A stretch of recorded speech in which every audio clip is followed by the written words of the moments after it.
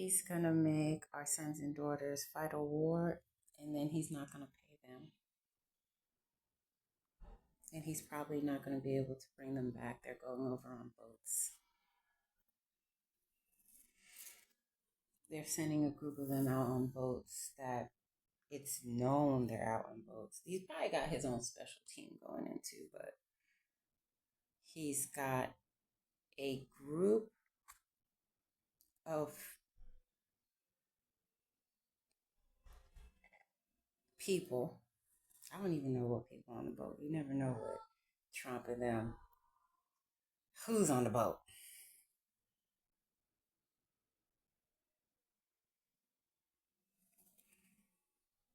So right now through the shutdown, Department of Homeland Security does not get paid. The military will stop getting paid after a while also. So if they don't have any money stacked up, if they're reservists who really go out first, they're reservists and they don't have no money stacked up, they're not getting paid. And you out there and you stressing. Now, this is the same thing he did in California when he sent them out. So just imagine him sending them out across water. We saw how they were sleeping on the floor in California. We saw U.S. civilians protest outside of ICE and interrupt their sleep. This is just regular noise. And we're about to send other people on a boat during a shutdown because he's doing this during the shutdown.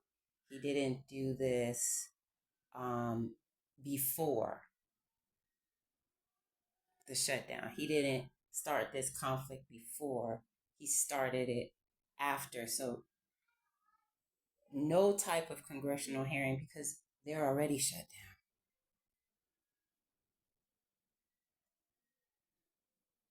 TSA workers showing up for work, and now they're thinking, well, we don't need TSA.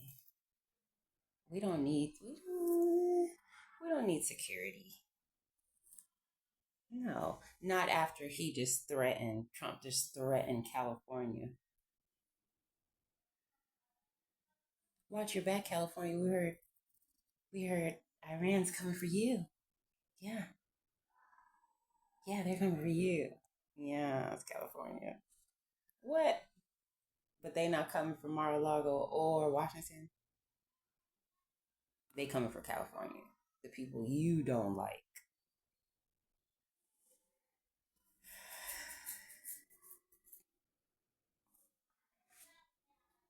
Death Cult. Armageddon. Project 2025. Death Cult. The cross. And I know a lot for you just gotta take one generation out and think they were just totally brainwashed. They were watching the Twilight Zone and they were living in it, right? And we watched them. Like we watched them be the strongest mother ever. We watched them get cracked out. We watched them, and now we watch these shows about them, and we can study that also. Like, oh, we all went through that.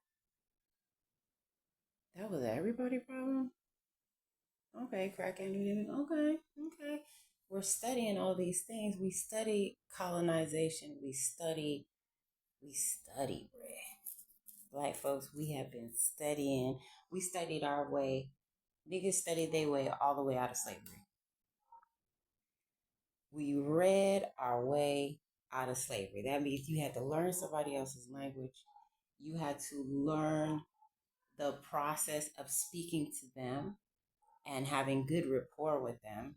Like, this takes generations because it's like the mom, she ain't know no English, but she sent her little nigga to the house and she was like, you be good and you stay up underneath him and you listen to what he say. And he learned. So he gets to teach his kids, this is what you do, this is what you don't do. He gets to teach himself. If I'm with a white woman, that means my kids might be able to do a little bit more. I might be a little bit more free holding on to her, or that might be dangerous. I gotta stay away from these. You know, that the whole thing changes your perception on however you want to see it. Just like the crack epidemic, you're either going to follow your followers' footsteps into doing it, dealing it, or you're going to stray the other way where you don't want to be anywhere a part of that. Everything takes its own turn. But to see that we all went through something. Like Tyrone is all our daddy. Like my daddy named Tyrone. So it hurts. But my name's Diana. So it's like eras come and go. Damn.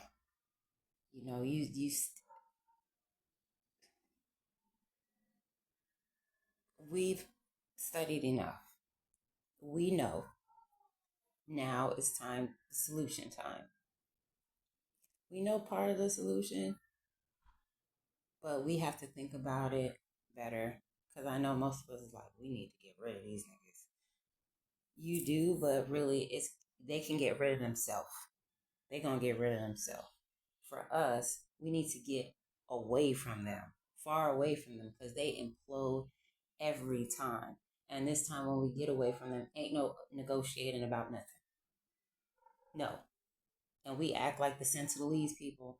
No. Don't come over here. You're going to get killed. And I think that's what some niggas did. That's what hoods really are. It's like, don't come over here, man. But the police, it's like we're allowed to, but no, not even them. Like, police your own neighborhood now.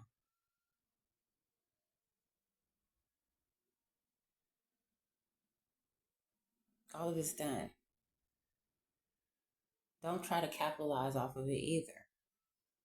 Monetary money is done. You need to know somebody or do something.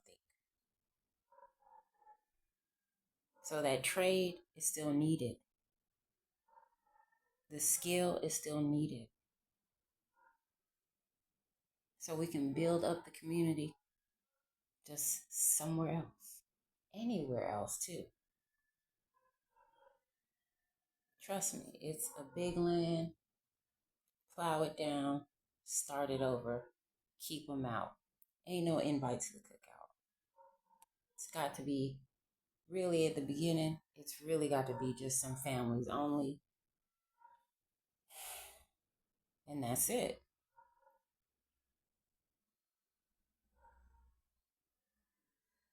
And those families, you got to take from what the Amish did. When the kids do want to explore out, let them out. That way they don't bring nobody else in. That's why they let them out. The ones that want to come back in and stay in, they already know what they're getting into. They've been living it for 13 years. But the ones that want to go out, they go out.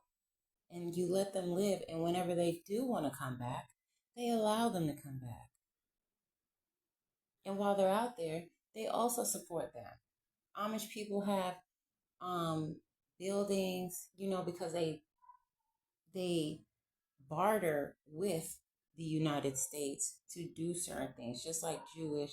Like, we just got to get out of their system and work that system for what we need. And we've studied enough of it to know what we need to do to get off the computer and go say hello to other Black people and be like, okay, I thought she was dangerous. I did. But now I know you're not. Okay, let's all get together and talk to each other, even if they have an accent. Voulez-vous français? Habla español? If it's not como está, it might be como está. Like, it just might be the dialect, but just have patience. And I love you.